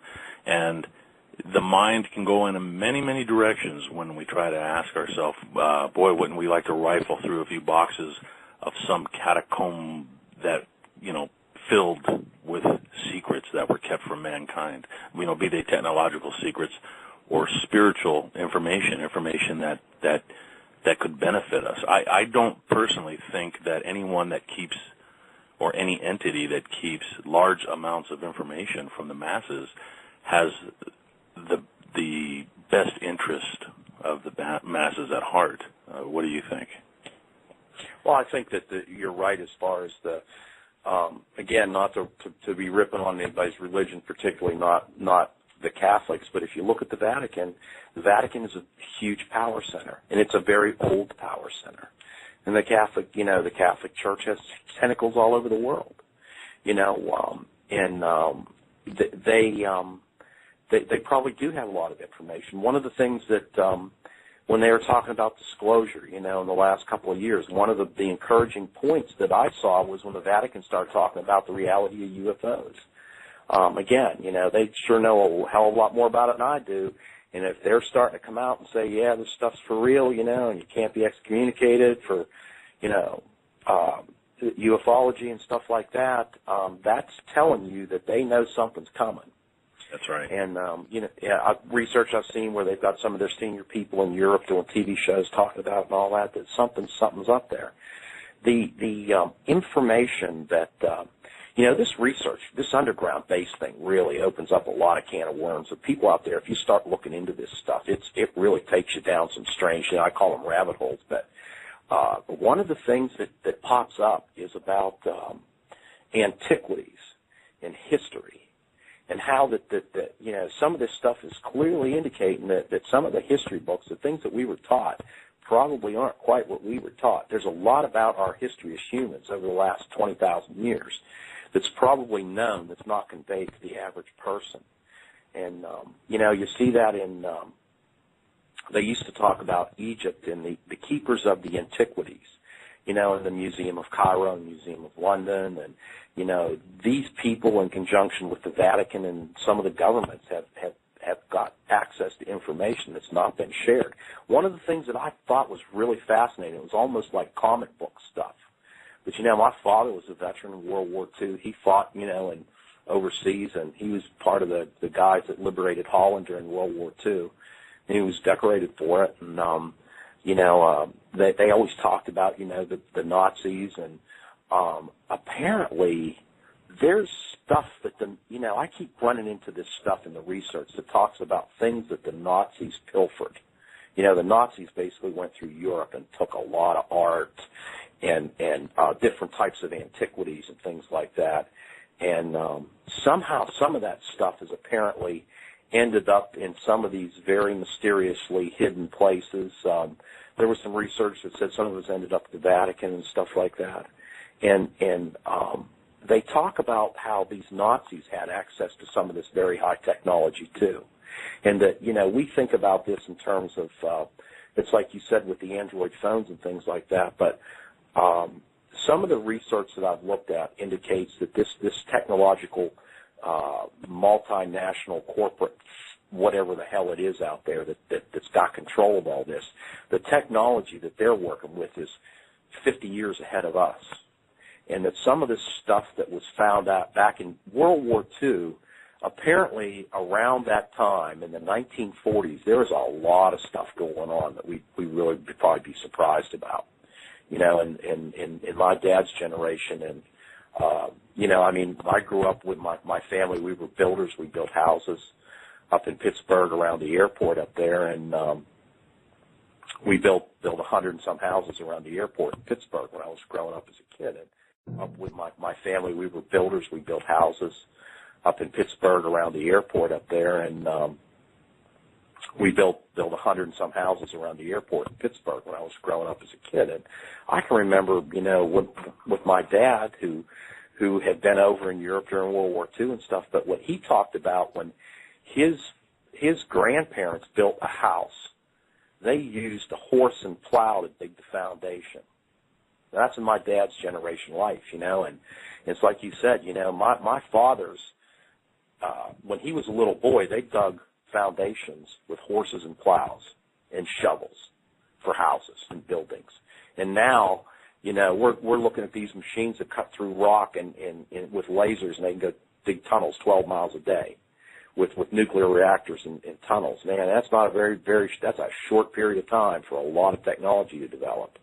And some of this stuff that this research indicates that, you know, these ancient societies had things that probably haven't been very well, you know, shared with us, and you know, that what is underneath those pyramids in Egypt, in Giza. You know, what really was that all about? What things have they found there that they haven't told us? You know, those are all those questions that really interesting stuff. Yeah, why were they not preserved? Why were they lost? And now we're losing, due to the war, a lot of the things that have been taken back as far as pieces that belong in the museums in Egypt. They're now being destroyed, and we may never know what they're all about and what the truth is regarding those artifacts. Finally, I can't remember the scientist's name. You see him on TV a lot, who was calling for missing parts and pieces that were in museums in London and New York City, and he was making deals to get them back, putting the pieces back together, and now they're being destroyed, which is a shame. But now we take a look at, let's say, the Coral Castle here in Florida. We don't know how that was built. They think it was similar to how the pyramids were put together. That was hidden by that one man. And why did he do that? It was built all at night using one piece of equipment, but they have no clue how he got those giant pieces of coral put together to build that for a wife that he never really had a relationship with. But that massive building is still there. The doorway that swung on a pivot that is now broken, and they can't figure out how to repair it. That was all hidden from us. Where did he come from? And what was he attempting to show us? One of the things that I read in some of the research with some of these other guys that have written books about it is that they claim that some of these people running these tunnel machines, when they were boring these tunnels for these underground bases, had gone through existing tunnels. They'd actually accidentally hit a vein in there, and what they ended up in was they ended up in a tunnel that they estimated was built maybe 12,000 years ago from another time in another society. And I thought that was really creepy. You know, there was some fairly serious documentation that that's happened before. I think. Oh, yeah. Really, you know, that sort of opens the door to the possibility, or if you believe as I do, the probability that there have been a number of different civilizations, human civilizations, that have come and gone, and that I think at the end of the day, when we, if full disclosure ever occurs in our lifetimes, I think we will, not some of us won't be shocked to find out that the ages of things like the pyramids are certainly much older than we believe, and that the existence of the Atlanteans and, Richard, I mentioned to you earlier about the battery that I remember long ago reading about a battery that was found in where present-day Iraq is, and that was predated the Sumerian societies, and I believe when they added water to it or added lime or however a battery works, it actually started putting out, measurable amounts of electricity. So, and then in terms of seeking artifacts, I mean, we're unfortunately our civilization seems to really be centered on warfare and always has, which has been a real mystery to me that we haven't evolved out of that yet. But it seems like in times of war, the leadership of warriors per se tends to always want to garnish and gather certain things. Hitler, of course, one of his well-known items that he was in search of was the Holy Lance, the sword that was supposedly used to pierce the side of Christ as he hung on the cross. That was something that he believed would bring the Nazis great power in terms of victory for the war. There's been talk of stargates in more modern times that exist in places. There supposedly is one in Iraq, and that is, some folks believe, was one of the motivations for going into Iraq. There is supposedly a stargate in Iran, and you'd have to be sound asleep not to know that the situation is certainly heating up with Iran. So there's all kinds of possibilities, and again, though, they're all dark and secret, and of course the sheep just keep on nibbling, and they're not going to tell us, that's for sure. Yeah, things that we need to have some, larger groups of people awaken and help us to discover what's going on, ask some more questions, and I think the more you come out, the more you question, the more people that are standing together, the less harm will come to folks, if in fact that's what's happened to people like Phil and others that they claim are suicides or illnesses, and when in fact it's a possibility that's not what has happened to these individuals. Maybe there are some Phil Schneiders out there listening to us tonight. Or maybe somebody will forward this show to somebody who actually it finds its way to somebody who has some deep-seated knowledge and personal firsthand experience with some of the subjects that we're talking about. And I would humbly request anybody that possesses that type of knowledge to really give some deep consideration to perhaps coming forward in a way that meets your comfort zone. I wouldn't ask anybody to risk their own safety or to violate any type of trust that they've entered into with be it with the federal government or anybody else. But I would certainly hope that if there are other like-minded folks, such as Phil Schneider types, that have access to the details of the subjects that we're bringing up, to really do some soul searching and ask yourself if you have all of the pieces of the puzzle. Are you aware of what it is you're working toward, and is it for the good of mankind or is it to subvert mankind? And I would certainly hope that you would definitely consider spreading that information, because as Denise says, the more people are aware, the less danger exists for the group. Yeah, well, the other thing too is that. Oh, go ahead. I was going to say the other thing too is if, and again, we have to apologize. We have a little time lag here, so we keep stepping on each other. But someday we're going to figure out how to resolve that. But when you look at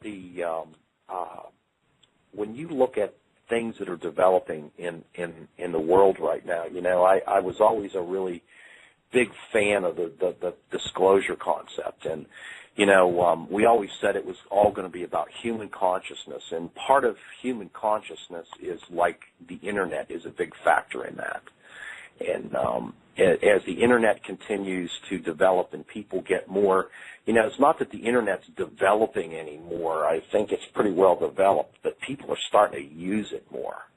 I mean, with the Android phones and everything that's going on, everything you do, you could do it on the Internet. If you want to know something, you can just type a question into Google and it'll bring you up a dozen answers. It's amazing. If you've got a 1987 Singer sewing machine and you need to know how to put the needle in it, you can type in, how do you put the needle in the Singer machine, blah, blah, blah, and it'll come up and somebody will be out there with an answer. There'll be an answer there. It's amazing. And people are just starting to use it so much more. The other thing is all the stuff that's happening, like in the Middle East with these governments. It started in Egypt. And these kids are out there with their cell phones and they're texting each other on Facebook and social media. This social media stuff has opened up all these doors that increase human communication, which ultimately leads to an increase in human consciousness. People study this stuff, and the more you study it, the more you focus on it, the more your mind focuses on it, more your own consciousness, for whatever that means, it starts to develop, and you start to think about that, meditate about things like that more. And then look at the other side of the economy. The economy is a powder keg right now. That's kind of my area of expertise, in the real world. I always worked in the financial sector and banks and investment areas, and it's just an absolute meltdown right now. And it's not going to, I still think that we're not done yet as far as the economy goes. And it's not just here, it's globally. And so you've got all these economic crises in play. You've got instability in the geopolitical arena, the economic crisis, and then you've got this elevation in human consciousness. It's all happening simultaneously, and it's not an accident. No, I don't believe it is, and there's something to people that are able to meditate, or if you want to call it a prayer, and there is something to the fact that they have now discovered that there is a vibrational level that can actually be sensed or felt by human beings that is a positive factor. And a lot of people that are intuitive or sensitive to that vibration and feel the positiveness about that, those are the people that are coming forward and saying, I sense something coming. How do I prepare for it? What do I do? I don't know what to expect. Yeah, I think that's part of what you were saying, Michael, about the sheep. And your challenge for people to start doing this research. That's, I think, part of it because, they say the true judge of anything is how you feel inside yourself. How does it affect your heart? If you read something, you're thinking, oh, this is trash, it's offensive, it's crap, I don't want to read it. But some of these things, when you read it, it almost speaks to you. And if it fits really good, if it feels good when you read it, and you look at some of this research and you're like, there's something very elemental about this that rings true with me, then you're probably on the right track. And that's the kind of thing you need to do is explore some of this stuff, is go do the research, read the articles, listen to some of these guys on the radio when they're telling you about, this new world order and what's coming and what's happening. If it rings true with you and it gives you a certain sense of peace and it fits with your innermost thinking, it's probably got some kind of reality for you. And I think that's the whole secret is people need to start looking at, people just need to start digging into this stuff and looking at it. Well, and it's like the sheep. Yeah, go ahead. I'm sorry. Sure. I'll venture down a path here, and if you just promise not to lose all respect for me, and I'll say that in the great scheme of things, I don't necessarily, let me put it that way, look at the changes that we're talking about and the potential directions we're going as a negative. And I don't look at them as a negative because when you have to admit these are exciting times to be alive. I mean, because one thing, I agree. We may not know where we're going to be in a year as a society or as a people. There may be nervous feelings as to where this is all going to end. But one thing's for certain here, is that we live in a fantastic time because even if it's cataclysmic in its end, what a great time to be alive. I mean, this is certainly not the mundane times of the 1800s when the biggest concern you had was, whether or not you were going to be able to get your herd to market. Not that there's anything wrong with cowboys and the cattle industry, but you get my point, hopefully. Certainly we can all agree that there must be more to life than being born, getting an education, choosing a career path, working toward retirement, and then killing dead of heart failure out in the front yard trying to start a lawnmower 2 years after you retire. There's certainly much more to the mission of humanity, and I believe that we are at a point in our lives where we are literally on the precipice. Much more to the mission of humanity, and I believe that we are at a point in our lives where we are literally on the precipice of something extraordinarily beautiful or extraordinarily destructive. But either way, I wouldn't miss it for the world, and I really am excited that I'm alive during this time in history. One of the things that I can cap on that is say it's extraordinarily important too. Whatever it's going to be, it's really important right now. I have to agree. Yeah. One thing's for sure. I mean, we can't maintain the status quo from a financial perspective. Richard just outlined, our situation in terms of the economy, our political situation. Let's face it. I mean, there are more issues in the U.S. alone in terms of, race relations. Here I thought that at this age of my life that everybody would see each other as human beings or as Americans, and yet we seem to have gone backwards on many different issues. So we have racial tension, we've got political tension, we are overextended in our military missions. We've got a real threat, poised against the United States and the West. People are dying every day in just violent ways. Men killing men. Unbelievable flying machines that are raining down death on people. Poverty. All the things that we would have thought would have been tackled by the time we reached this point in our life. Here we are. So we cannot maintain the status quo. Something's got to give. And I think it's already started. I think it's tipping already. And I think the only question is not one question, it's many questions. But of course the main question is, where will we be when we get to where we're going? That's true, and we need to choose very carefully, and we need to do our studying and our research, and we need to be ready to make this decision for ourselves. And I think, as Richard said, we need to attempt to try and get some of these people on the air with us and to make them available for our listeners to hear for themselves what they have to say. That should be one of our goals in the near future. See who we can guest appear on our radio show, because it'll be really important, I think, coming up in the very, very near future. Absolutely. I'm gonna reach out to some of these guys that have written some of the books about the underground bases, and maybe even get, this. Anytime that you start to look at this research, it's kind of funny. It's like when you go out and start doing UFO research, and you think you're going to do the nuts and bolts stuff and take pictures, and and then the next thing you're talking to the abductees. And I think this is going down the same path. You start out, well, what's going on with these underground bases? And then, well, wow, there's a lot of them. What are they doing? Why are they building them? And then when you find out, I think a lot of these guys that have come forward, they're basically, in conflict with maybe even their national security agreements, is that they're saying, hey, wait a minute, I got into this thinking I was doing my duty as a U.S. citizen, help my country, defend my country, blah, blah, blah. And then they find out these guys are building these things for applications of martial law and for corporate entities to hide in, and all kinds of unbelievable dark things that you couldn't even imagine that would be really going on. And these guys are like, wait a minute, we got to tell people this is right. We've got to, let people know.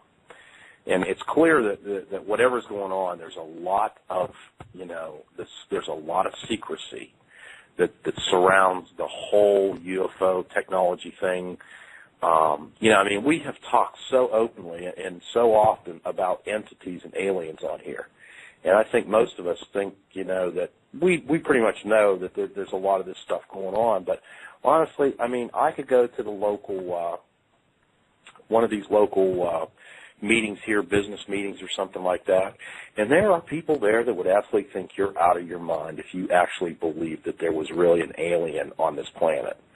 And that's how sheltered they are and unaware of it. And if this stuff comes out, it's a double-edged sword, because a lot of these people are going to totally freak out when they find out this stuff's all true and real. There's a lot of people that aren't going to be able to handle it. Everybody says that, I once said my prayer was to learn what was really going on with the UFO thing, and then, I think you get to a point where sometimes when you find out, you might wish you didn't know it all, It might be bad enough that you really, you might have wished you didn't know it, but it's going to affect a lot of people very, very strangely. But I still believe that it's coming soon. Yeah, it's true, and I think using the sheep as an example, well, we've got some folks out there that actually have their heads in the sand, and they're not just nibbling on clover. They're buried deep, and it's going to be a terrific shock to them. But I loved your example with the sheeple. The sheep, they're just nibbling on and they're building a slaughterhouse next door, and they just don't have Oh, yeah. Well, I want you to know that that was something that I actually created on the spot. So feel free to take it, work with it a little bit, and change it. But that's my little gift. Yeah, well, that worked. I like that. That's the truth. I also want to say, too, though, Richard, that what you say is true in terms of people that are in denial. But I think the other side of that coin is that for many, many reasons, we can go all the way back to the different movies that have been released, and, there's all kinds of thought processes as to why that is and who's behind that. But I think the desensitization of the public, not just the American public, but the world population with UFOs really has a direct tie right back to the internet that you were speaking about. All of us, for the most part, have seen UFOs or purported UFO videos on YouTube. There's a never-ending amount of videos that you can see. There's instant communication, and I think that the person, if you went into that business meeting and you said, by a show of hands, how many people believe that there have been extraterrestrials visiting the Earth, I think the majority would raise their hands, as opposed to, let's say, 20 years ago when you might have been escorted out of the auditorium. No, absolutely. There's definitely, in the last few months, or the last few years, I've noticed a big dramatic difference in, I was going to try to find it, but I can't. I have a survey from AOL, and it was done last year. And about 80% of the people in the United States, it was like 86%, I think, said that, the question was, do you believe extraterrestrials come here from other planets? And they said, like 86% said yes. And then the next question was, do you believe the United States government knows about this and hides it? And they all said, 86% said yes again. So, surely 3/4 of the people in this country have a pretty good inkling that there's something going on here with that. And I don't know how surprised they'd be. I think some of the weirdness and the interdimensional aspects of it, and that not only that where are they, the from where, but from when, where have they come from, and not only just in different places, but in different time dimensions. Those are the kind of things that some people are going to have trouble dealing with. And there will be a percentage of folks that you could literally show them a high-definition video of a close encounter of the third kind taking place on the proverbial White House lawn, and because of their fundamental belief systems that are just unmovable, would absolutely never be able to believe it. They just couldn't believe it because they would not be capable of believing it. There are certain people that are not ready for that type of information. Yeah. That's true. They're coping mechanisms that it won't allow them to go past a certain point and beyond the ability to, come out of their black and white boxes and say, yeah, maybe. They just can't do it. I'm going to take a quick break. We'll be back in like a minute and a half.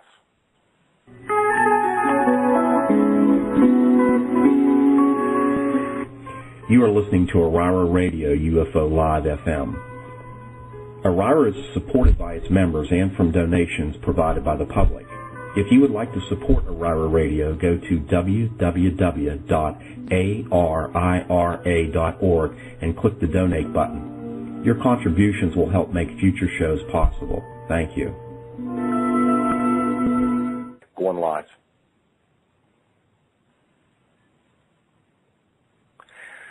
This is Richard Lang tonight with Denise Stoner and Mike Wise. We're going to wrap it up for the evening. We're down to our last 2 minutes. We'd, as indicated, encouraged as many people that anybody that might want to send this show to someone, you can send send a link to them, or you can go to our website and direct them to our website, and they can listen to the show. And also, we certainly appreciate any comments that are sent. You can email them. My email address is right on the web. It's rrlang@arira.org. And any feedback, any comments you have, certainly appreciate that. Keep us in mind as far as donations. The donations help us keep this going. Next week, the next couple of weeks, we've been talking to, I talked to Chuck Maudlin. He and I are going to talk about some, the New York. We had a case up in New York a couple of years ago, extremely good case that had incredible physical evidence. Talk about that. Also, as Denise indicated, I guess we're going to try to get some of these guys that wrote some of these other books about the underground bases and the New World Order back in the next few weeks. We're working on that. One thing that Denise and I thought was kind of funny, after we had done the show about the airport in Colorado, somebody had emailed me, and if you all remember that so many of us saw a movie back in I think it was right around 1980. It was called Close Encounters of the Third Kind. And so many of us saw that movie and were just so impressed with it. One of the things that I had done recently is looked at that movie just here in the last few months, and I'm amazed at how much of the information in that movie's turned out to actually be accurate. But one of the things that somebody had said was during the movie there's this scene where there's a guy and they're looking at this data that's coming in from the tones, and the guy goes, he's a cryptographer, and he's looking at this, and he goes, I used to be a map maker. I used to be a cryptographer before I worked for the agency. And he goes, these are GPS coordinates. And, of course, the GPS coordinates is where they ultimately went to Devil's Mountain, where the landing took place. Well, somebody had told me that to look those coordinates up, and we just thought that was just unbelievably interesting, that if you look at those GPS coordinates that are on the Close Encounter of the Third Kind, if you freeze frame it and copy them, unbelievably, they're the coordinates of right at Denver International Airport. So I'll leave you with that tonight, and we'll talk to you all next week. Thanks, Michael. Thanks, Denise. Good night to both of you. Thank you. Good night. Good night. You are listening to Aurora Radio UFO Live FM.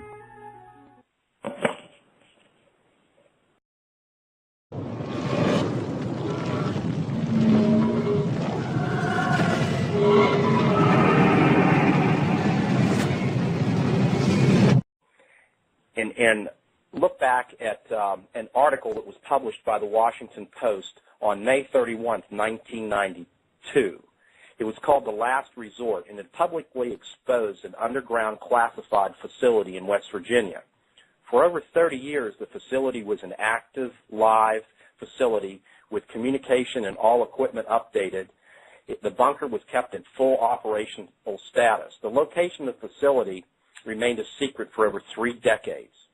After the Washington Post announcement in 1995, the United States government ended the lease with the Greenbrier Hotel and declassified the facility.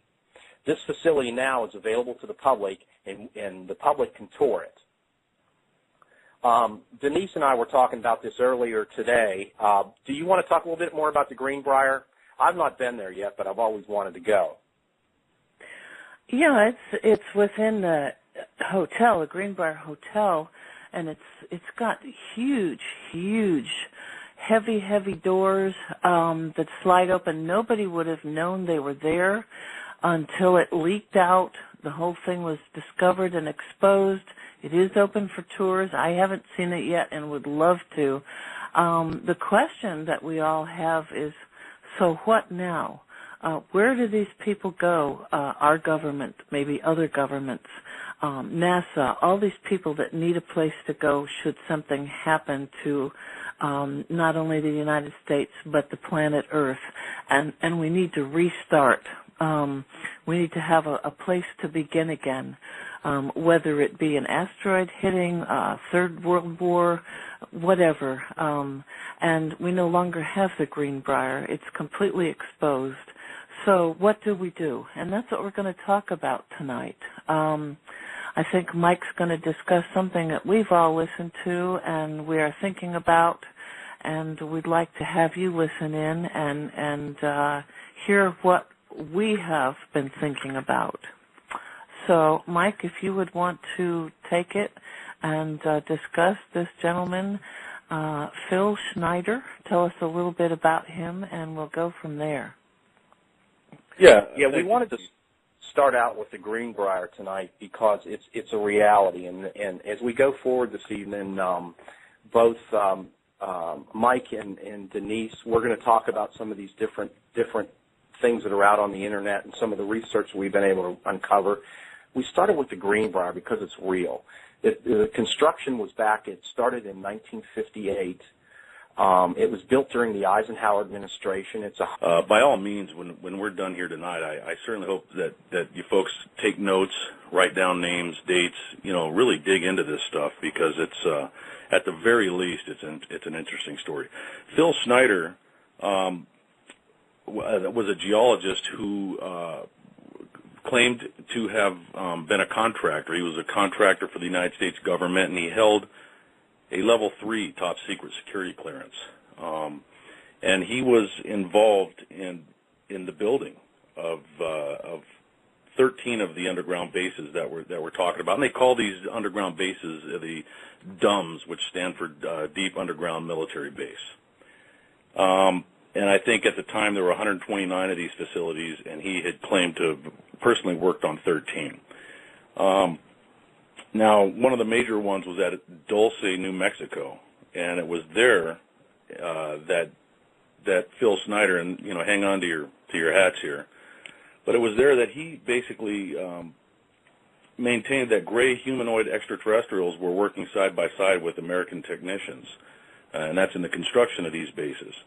And in 1979, what they call a misunderstanding occurred, and that resulted in, and we'll get into this a little bit later in more detail, but that actually resulted in a shootout between the aliens and the humans. And if Phil Schneider is to be believed, there were a number of casualties. There were 66 Secret Service, according to him, FBI, Black Berets, and unspecified number of Greys that were killed in this battle that supposedly took place underground. Now, when we talk about these DUMS, these deep underground military bases, I think it's important to pay attention to some of the facts that Phil Schneider has spoken about. Unfortunately, he is no longer with us, and I'll get into that in a second. But before he did die, he really came clean and made a number of appearances, public appearances, to get this information out in spite of his top secret clearance that he held.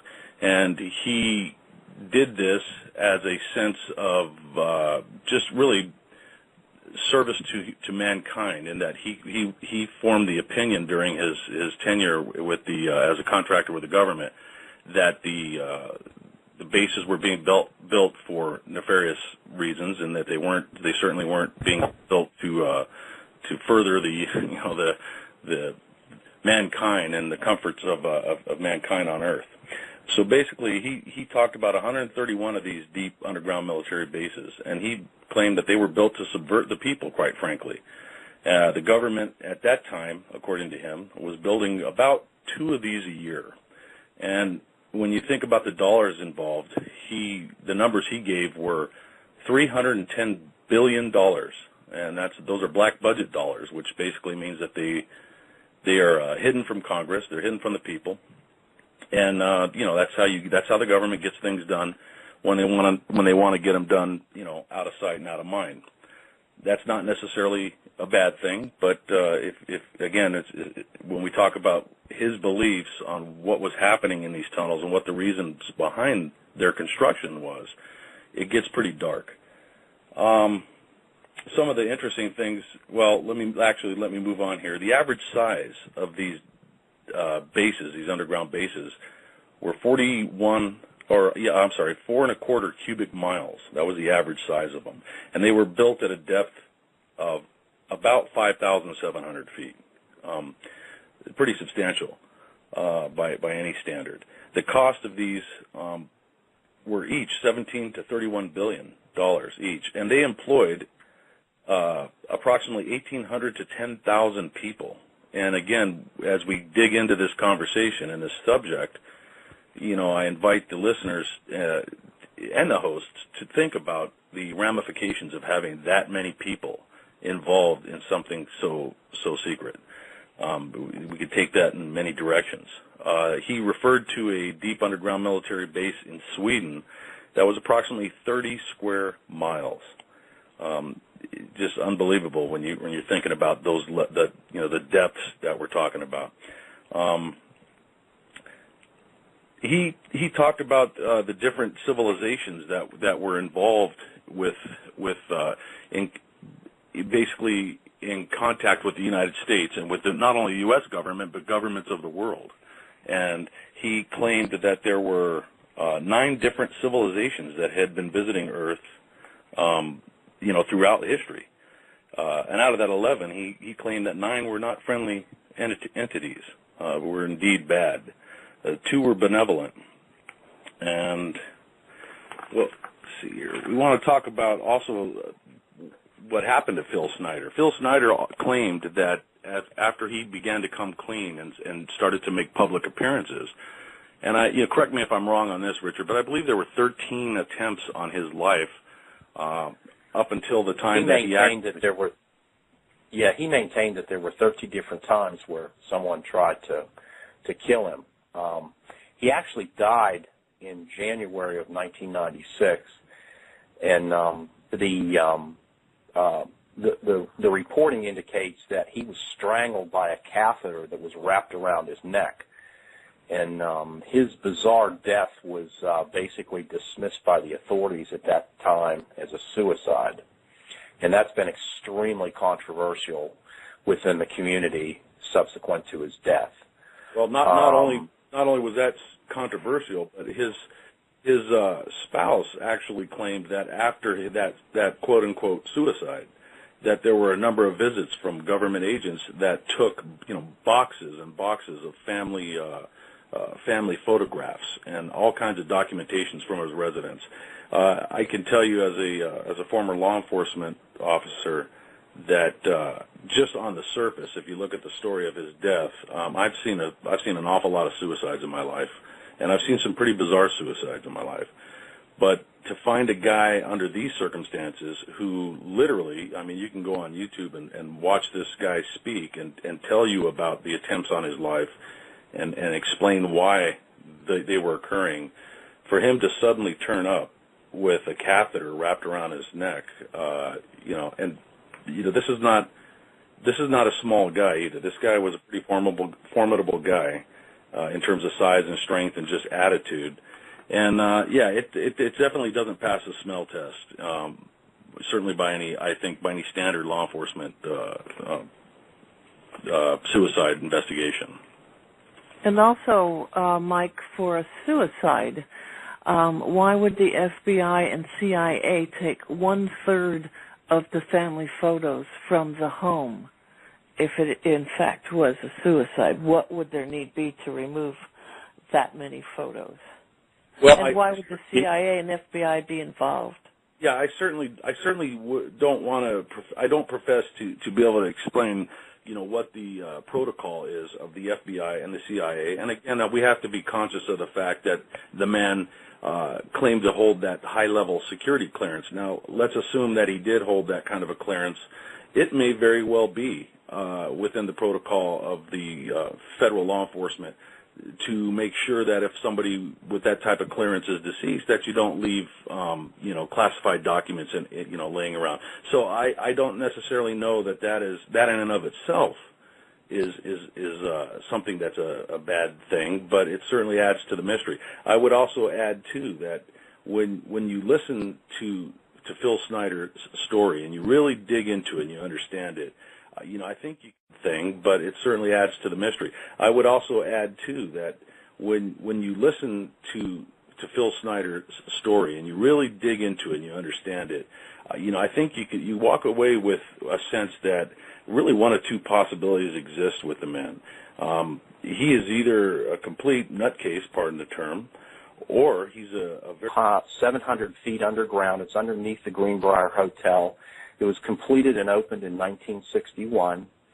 In the facility, it's open to the public. You can go and see it. You can go on the Internet and look at it. There's hundreds of pictures of the inside of it. And it's like a little small community in there. During the Eisenhower era, it was built and provided. There were four entrances to the bunker from the actual grounds of the Greenbrier, and there was one that came up through the building. There's a 25-ton blast door on it. It's got decontamination chambers. There's dormitories designed to accommodate 1,100 people, a water plant with purification equipment, and 3 25,000-gallon water storage tanks. There's 1,400 gallons of diesel fuel stored underneath there, a complete communication area, including a television production studio with recording booths.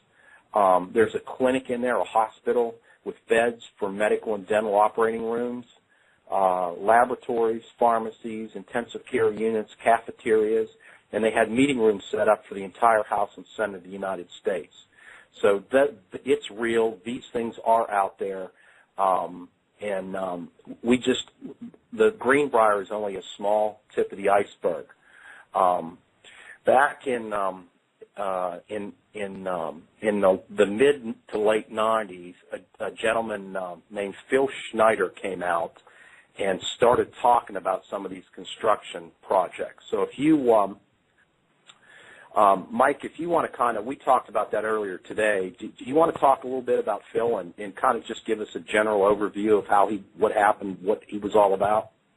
Certainly. And I think the significance of the intro talking about Greenbrier is that, it's important to note that when we talk about underground bases and, secret government compounds, here we have a good example of something that's real and tangible, and it's, not just a rumor. So it's important, and that, that leads us to Phil Schneider. And who was Phil Schneider? And for the folks that have never heard that name, I suggest you really pay close attention to the discussion tonight as it relates to him. Because at the end of the day, when you make your own decision, whether or not you think his story is legitimate or partially legitimate or not, there's certainly no argument that this is very, very intriguing. And so here we go. Phil Schneider, he was basically a self-taught geologist and an explosives expert. And I will also interrupt myself and say that, in this great era of the Internet and this absolute instantaneous connection to information that we all have at our fingertips,